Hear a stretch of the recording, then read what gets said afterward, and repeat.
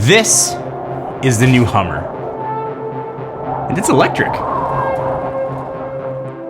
So after years of rumors, leaks, and delays, GMC has finally unveiled the Hummer truck, and it looks like everything that we imagined. GMC actually sent us some exclusive B-roll of the car in motion, but when you hear the name Hummer EV, it sounds like an oxymoron. Those two things shouldn't go together on first blush. But the more I thought about it, I think the more it actually makes perfect sense. So here we are. The GMC electric Hummer is real and it looks fantastic. It represents everything that the Hummer brand stood for. Rugged utility, big, bold, head-turning design, but also got rid of the negative side of it, and that was the crazy bad fuel economy, giving what ultimately is turned into an electric supercar in the body of one of the most capable off-road trucks. So the first thing, looking at this, it is still very clearly a Hummer. Electric or not, it's identifiable as the Hummer brand.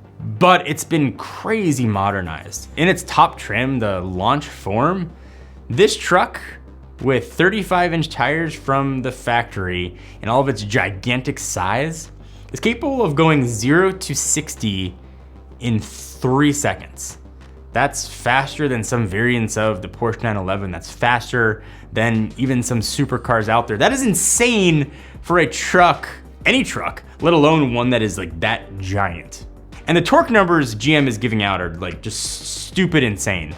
They're saying 11,500. And if you follow cars, that seems like it would be an impossible number. I'm speculating here, but I would imagine that's not the torque numbers that we're used to knowing. So regardless, it's a staggering number of pole power. And I guess that makes sense, right? It's got 3 motors, it's all-wheel drive, it's got 1,000 horsepower. So that's all awesome, but there's still some stuff that are not necessarily raising red flags, but question marks.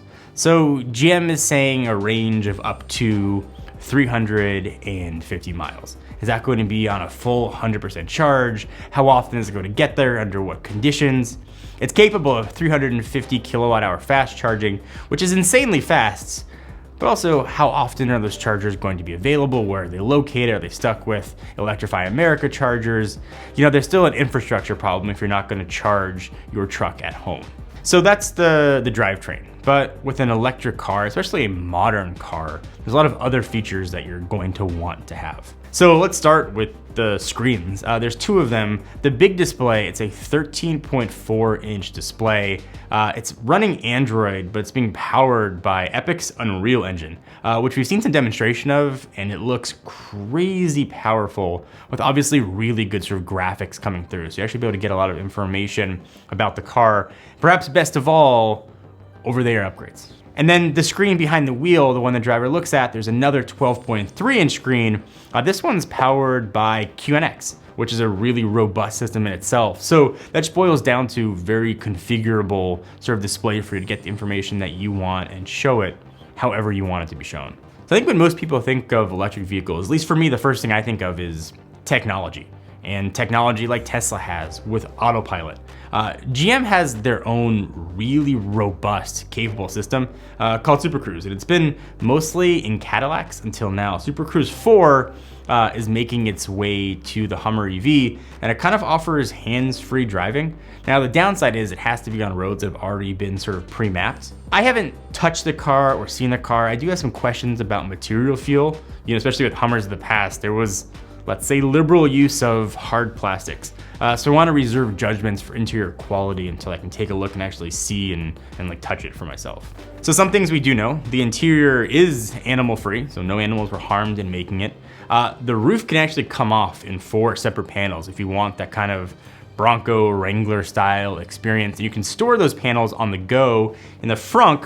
And then around the back to the bed, you've got a power tonneau cover, which is always awesome to have. And this one I was really happy to see make its way from other GM trucks. You've got the MultiPro Tailgate. It gives you actually 6 different positions for the tailgate. So the interior at least appears to be high end, but this is still very much meant to be an off-road truck. It has adaptive air suspension. You also have underbody armor to sort of make it more capable off-road. You have underbody cameras as well, so you can have a virtual spotter if you don't have somebody that can go with you. And then perhaps one of the craziest features that I really want to see in person, they're calling it crab mode. If you've ever seen a CrabWalk, kind of walks at an angle.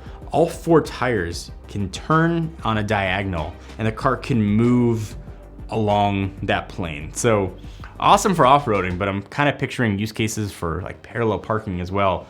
The car doesn't just go forward and backwards and sort of at different angles as you turn the wheel, it can actually go on a diagonal, which is bizarrely wonderful. I don't know how useful it's going to be, but it's definitely a new feature in a truck. I mean, so looking at these specs, it seems like it's going to be a really capable off-road truck that can also serve double duty as a work truck or a daily driver. So that's the Hummer EV. That's what it's bringing. If this is a success, there'll be other Hummer versions that make their way, but at least as its debut, it's bringing a lot to the table. This is the high mobility multi-purpose wheeled vehicle, also known as Humvee.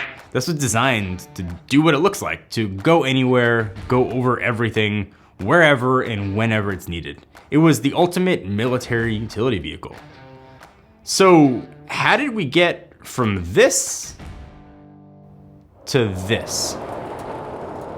Well, I'll be back. This is actually largely thanks to the Terminator himself. When he saw the Humvee in an army convoy while on set of actually Kindergarten Cop, he fell in love and started a campaign to get the Humvee produced for civilians. And it worked. In 1992, the Humvee became the Hummer, and Arnie got his dream. The Hummer is the most outlandish, huge, fuel-guzzling monster out there. But I still kind of wanted one. It's incredibly unique and has a presence like nothing else on the road.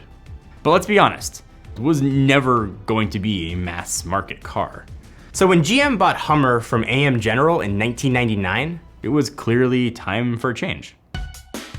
So fast forward to 2002 and enter the H2. So this gives you the styling cues of the H1, but also like a lot more day-to-day usability. And when it was released, it was pretty awesome.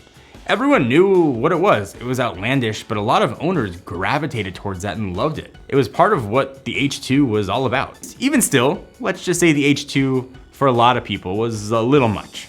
So enter the H3 in 2005. So this is the smallest of the Hummer vehicles. And again, it gave you the Hummer styling, but now with an even more kind of real world utility. And again, it sold really well, but as you can guess, that didn't last. The biggest issue and I guess stigma with Hummer was fuel economy, and for a really good reason.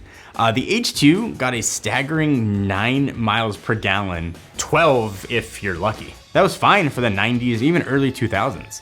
But in the mid 2000s, gas prices shot up as the economy tanked.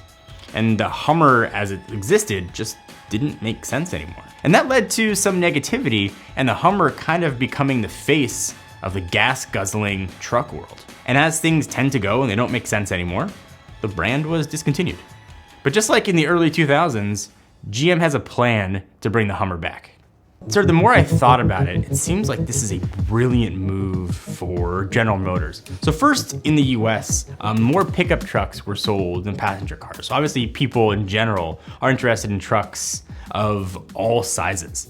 And the Hummer, as it was initially known, was known for being big, burly, sort of being extremely capable.